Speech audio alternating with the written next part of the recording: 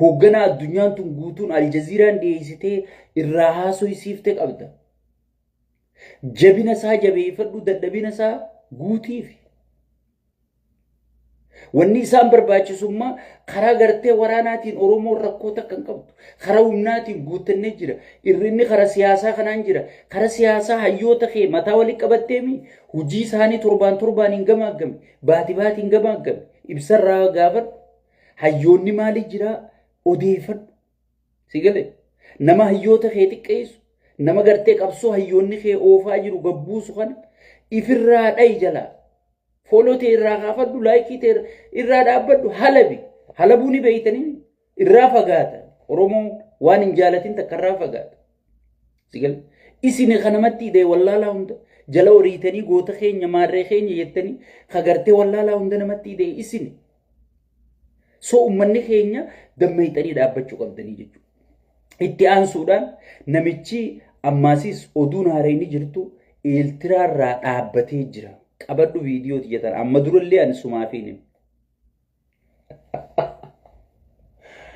asab jettee warri gartee dheengadda maayikii qabattee mazmuuriin walliftu sun amma asab jettee osoo hin wallifne hargeessa jii wallise boodarrammaas abudabee bakka inni itti baqatu jettee walliftaaf dhageeffadha.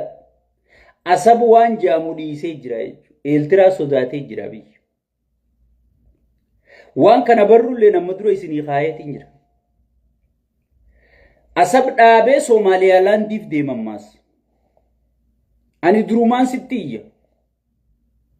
Waan asab jiru Eertiraa sodaatee jira dhiisee jira.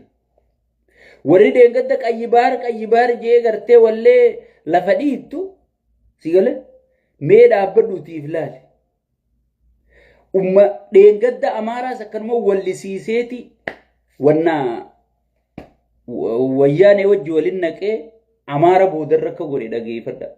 Arraas ummata Oromoo kanaatu ummata bilchaataa ummata dammaqaadha malee mazmuurii tana gartee mazmuurii farankaa lama keessa kaanii qalalalau goosisan tana maallaqatti darbaniiti qayyibahar jedhanii iyyisiisaa turanii jechuudha. Asabni qabannaa, asabamma deeffannaa, yaadeero.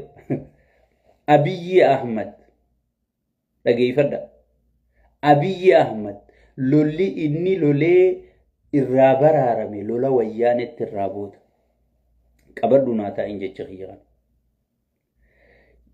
Asab hin deebisuu ni hijibaan isiniin jedhe.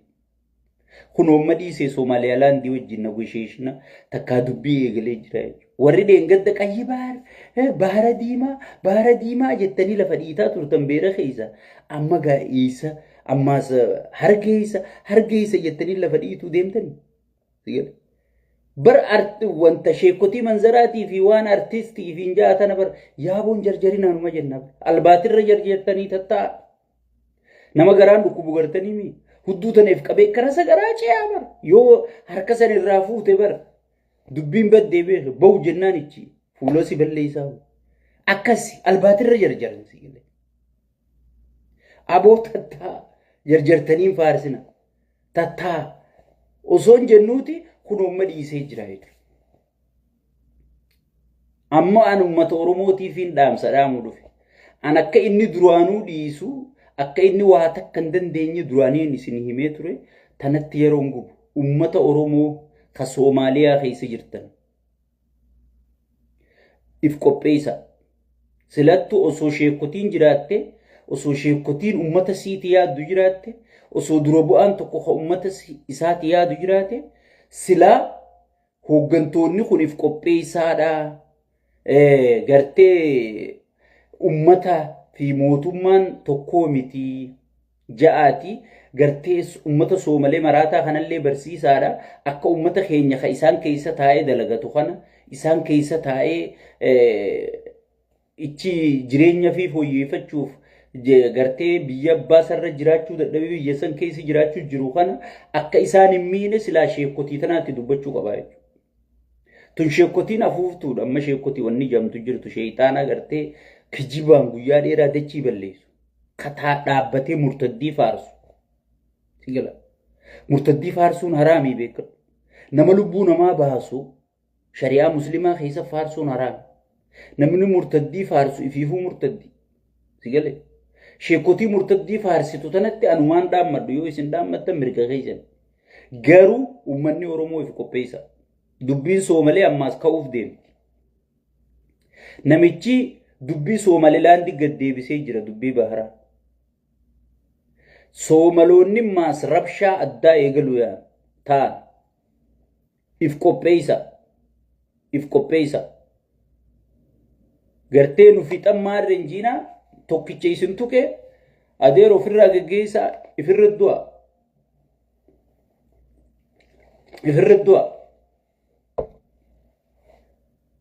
dubbiin baduuf deemti jechuudha namichi gartee waan godhuu fi waan dhiisu wallaalee jira jechuudha diinagdeen biyya harkaa kute waraanni biyya harkaa diigame wanni inni harkaa qabu finfinnee takkittiidha riphee lolaan already mana jala dhufee jira jechuudha woboon amma gartanii na jala seenaa laala wantoota irra gad dhaabbatee gateegu jira jechuudha sulultaa bakka inni masaraa jaaratutti namni du'aa jira jechuudha woboon ajjeesaa jirti jechuudha hogganoonni qabamee hidhamee du'aa jira jechuudha game is over taphni dhumachuuf deemu maaltu tahaa je'ee namni keenya gartee keessaa fi alaa wal dubbisuu malee wanni namicha kanarratti abdii horatanii keenya miixirkishoo yeroo westi godhaniif natti mul'ataa hin jiru jechuudha saniifuu ummanni keenya ka Somaalee keessa jirtan egaa beeyta re'eetti korbeeyse ifi dhalte isinitti bar korbeeyse kun hogii re'eetti dhalte hogii guddate haadhuma tana qabee dhapitti god haadhuma tana ciisuu dhorkasii galee re'eettuma korbeeyse ifi dhalte taate oromoo qabsooyiteeti gaa dogoggoraan rabbiin fuudhee qaallichachirra geessee qiyaamaan itti ba'uteessi ammaas oromoo biyya bulchaa jetti wanti gartee keessoo oromootis hin beektu akka ifii gartee gosaa wal qooddee abaluu yoo chirra dhaqee abaluu keenyaa chirra jira jettee ifii wal nyaattu akka seeti dubbiidha abaluu keessanii baara keenya fudhachuu deema jedhaniiti rabshaa biroo uumamuu deemaa jechuudha saniifuu wanni gootan warri Soomalee keessa jirtan asumaaniif qopheessa itti aansuudhaan arra cina hassanitti namoota jahajjeefte Soomalee lama barsiisa jedhanii ummanni keenya sagalee dhabaa jira sagalee tahaaf ummata keenyaa beessa obboleeyyan keenya sagalee tahaaf ummanni keenyaa firraa lola bineensa kana yoo dura dhaabbattanii isin firraa loluu baattan amma woboon isinii seentee jirti harargeenis waan isin waachisiisu hin jiru sigale dardarri wobotti makamee dhukkee irraa kaasu sigale khaadiree ganda keessa deemtee nama rakkiftu sigale milishaa ganda keessa deemee nama rakkisu warra ganda keessa deemee galii isinirraa guuru kafirraa dhorku qabu isinii jechu saniifuu waan as deemu jiraafis if qopheessi walaikum salaam boonisha wagana gaan dhufte if qopheessaa jechuudha kan kanarraa hafe wanni amma godhamuu qabu ummata keenyaaf sagalee ta'uudha nuti sagalee ummataati ummanni baalee waan keessa jiru rabbii beeka ummata keenya maaliin akka rabbi afaan qabe annaa galaan jiru Soomaleen already walaa moyyaaleedha walaa gartee qarsaallaattiiti walaa maali ganarraa himi gurraadhaa moleetti guutuu fudhattee dheengadda keessatti dhiichisaa turte naannoon 14 lallabame sun akkasumatti mirkanaa'eefi jechuudha tana arkannaan ammata biroo barbaadu qophaa'u jirti jechuudha ummanni keenya waan juuqana dhiiftanii sirni kun maal na fayyade sirni kun oromoo ta'ee dhimma kiyyaa miti maal oromoo fayyade maal oromoo jijjiirama fide ummanni oromoo arra buusiidhaan maraachuu jira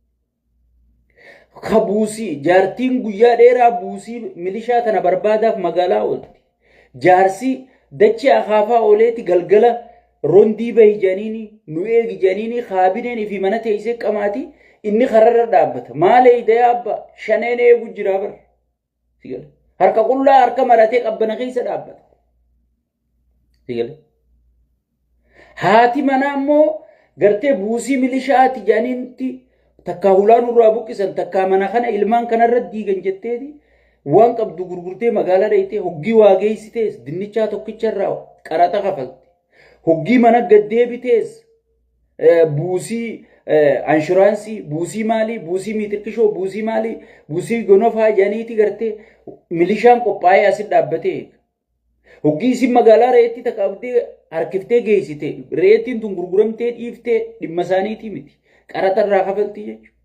Maallaqa sana ammaa fuuteeti asitti hoggii mana galte ilmaaniif midhaaniif bitti sitti hin fakkaatin ilmaaniif huccuun bitti sitti hin fakkaatin buusii milishaan irra dhaabbatu tana irraa gabbartii jechuudha. Jaarsi mana biran bulu alaa kaabinee eegaa oolaa jechuudha kararra dhaabanii qotee bulaa aboo maalee idan kararra qabbana keessa yaa boo barshan eega jedhani yaa abbaa waan eenyuun